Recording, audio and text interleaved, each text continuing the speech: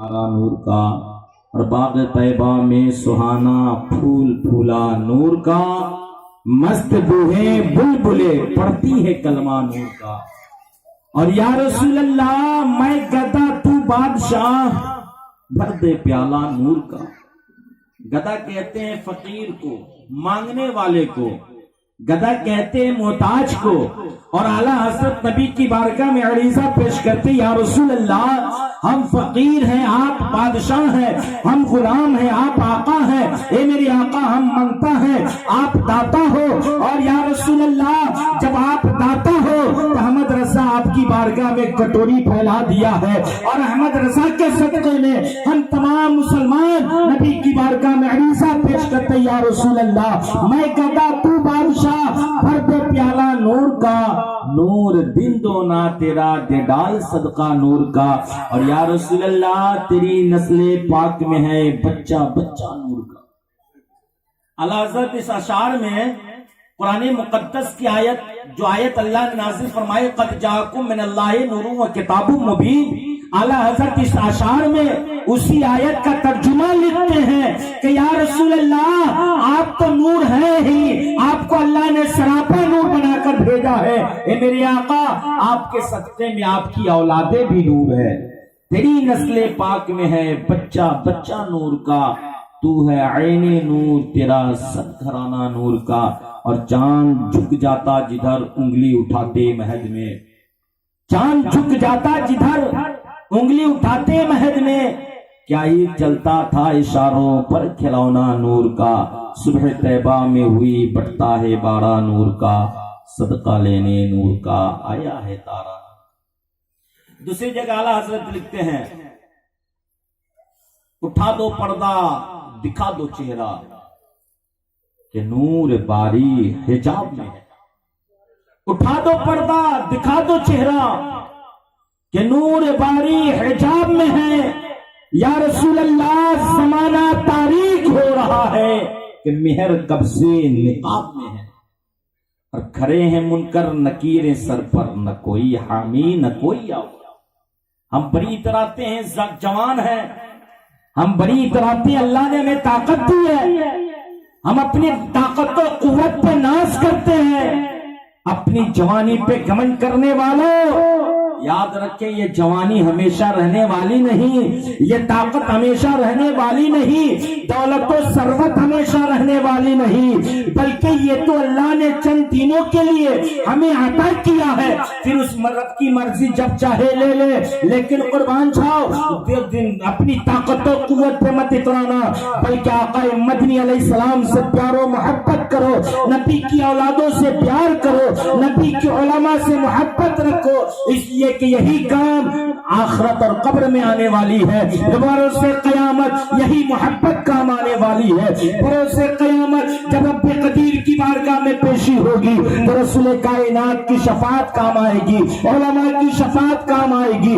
مہمانوں کی شفاعت کام آئے گی، مومنوں کی شفاعت کام آئے گی۔ رب قدیر نہ جانے کس کی بدولت کس کی شفاعت فرما دے، یہ رب جانتا۔ کھڑے ہیں منکر نکیر سر پر، نہ کوئی حامی نہ کوئی آؤ۔ قبر کے منظر کو اعلیٰ حضرت نے اس اشعار میں اتارا، جس حدیث میں آقا مدنی علیہ السلام نے فرمایا کہ قبر میں فرشتے آتے ہیں، سوال و جواب ہوتا ہے، تو اعلیٰ حضرت نبی کی بارگاہ میں عریضہ پیش کرتے، یا رسول اللہ احمد رضا تو اس کی تیاری نہیں کیا ہے، فرشتے کیا سوال کریں گے، کیا جواب دیں گے؟ اے میرے آقا احمد رضا نمازیں پڑھتا ہے، احمد رضا روزے رکھتا ہے، احمد رضا زکاتیں دیتا ہے، لیکن حبیبی یا رسول اللہ احمد رضا کو نماز پہ ناز نہیں ہے، احمد رضا کو روزے پہ ناز نہیں ہے، بلکہ یا رسول اللہ احمد رضا کو ناز ہے تو آپ کی ذات اقدس پہ ناز ہے۔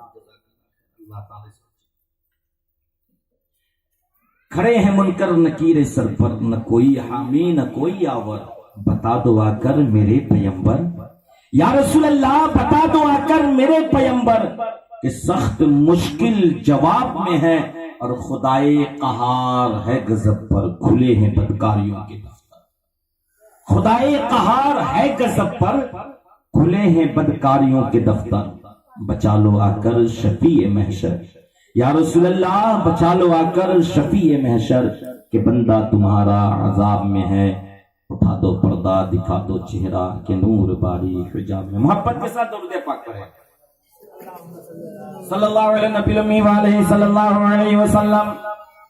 صلاۃ و سلام علیک یا رسول اللہ صلی اللہ تعالی علیہ وسلم. اللہ تعالیٰ قرآن پاک میں ارشاد فرماتا انشکرلی، انشکرلی. اللہ تعالیٰ کا فرمان ہے کہ تم اپنے رب کا شکر ادا کرو. مالدار ہو تو بھی شکر ادا کرو، دولت چھین لیے گئے تو بھی اللہ کا شکر ادا کرو. آج اللہ نے گوشت کھلایا تو بھی رب کا شکر ادا کرو. آج اللہ نے بھوکے سلایا تو بھی رب کا شکر ادا کرو.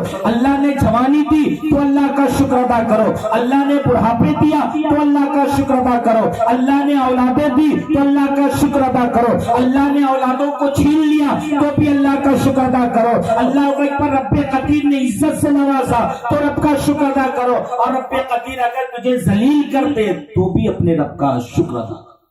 ہر حال میں، ہر حال میں، جس حال میں رب رکھے یہ اس کی مرضی ہے. اگر اللہ بھوکے سلا دے تو ہم اس لائق بھی نہیں تھے، لیکن اللہ نے ہم پہ کرم فرمایا جو بھوکے تو سلایا. ہم اس لائق نہیں تھے جو صرف سوکھی روٹی کھا سکے، لیکن اس رب کا کرم ہو گیا جو آج بھوکے نہیں سلایا، سوکھی روٹی تو کھلا دیا. رب قدیر فرماتا ہے کہ تم اپنے رب کا شکر ادا کرو. لیکن آج ہمارا مزاج کیا ہے؟ ہم شکر ادا کرتے ہیں. مولانا صاحب پوچھے کہ بھائی صاحب آپ گئے تھے دلی کمانے، کیسا رہا سفر؟ فوراً انسان کہتا تھا کیا کہوں، نہیں چلا بزنس. اور خاص کر کے روئی والے جو دھندا کرتے، روئی کے دھندا والے، ان سے پوچھئے گا آئیں گے اگر گرمی میں کیا رہا بھائی صاحب؟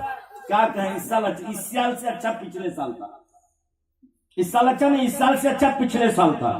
یہ رب کی ناشکری ہے. اگر اللہ 1 روپے دے تو بھی شکر ادا کرو، اور کوئی سوال کرے تو جھوٹ بولنے کی ضرورت نہیں، بس یہ کہہ دو کہ اس رب کی مرضی ہے. اللہ جس حال میں رکھا یہ اس کی مہربانی. جھوٹ سے بھی بچ گئے، گناہ بھی نہیں ہوا، اور اللہ آپ کو ثواب بھی عطا کیا. اور رسول کائنات صلی اللہ تعالی علیہ وسلم ارشاد فرماتے ہیں کہ جو بندہ اپنے رب کا شکر ادا کرتا جس نعمت کے ملنے پہ اللہ تعالیٰ مزید اس نعمت میں برکتیں عطا کر دیتا. اگر اللہ 1 بیٹا دے آپ اللہ کا شکر ادا کیجئے، اللہ 2 بیٹا دے گا. اللہ کے نبی کا فرمان ہے تو اللہ نے فرمایا انشکرلی، اپنے رب کا شکر ادا کرو. اب یہ شکر ادا ہوگا کیسے؟ اب رب کا شکر ادا کرنے کا طریقہ کیا ہے؟ زبان، آنکھیں، کان، ہاتھ، پاؤں، جسم، جسمانیت، روح، دولت، ثروت، اولاد، ماں باپ اللہ نے سب عطا کیا.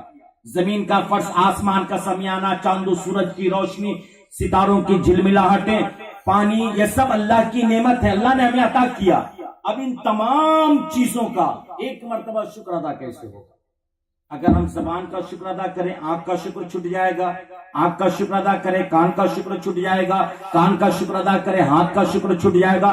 یعنی ایک مرتبہ تمام نعمتوں کا شکر ادا کیسے ہوگا؟ اس کا طریقہ اللہ کے نبی علیہ الصلوۃ والسلام نے ارشاد فرمایا کہ لوگو اللہ کا شکر یہ ہے کہ تم اپنی پیشانی کو رب کی بارگاہ میں جھکا دو اور رب قدیر کا حمد و ثنا بیان کر دو، سجدے کی حالت میں چلے جاؤ اور سبحان ربی الاعلی کی صدائیں بلند کرو، اللہ کے تمام نعمتوں کا شکر ادا.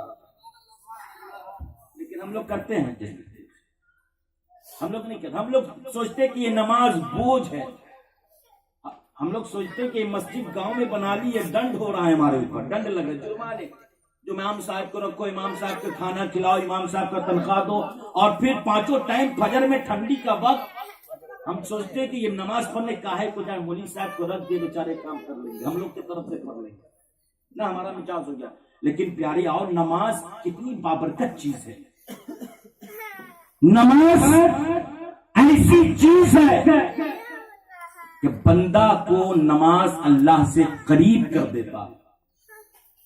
نماز جب بندہ پڑھنے کے لیے کھڑا ہوتا ہے تو اپنے خدا کے قریب ہو جاتا ہے. اور کتنا قریب؟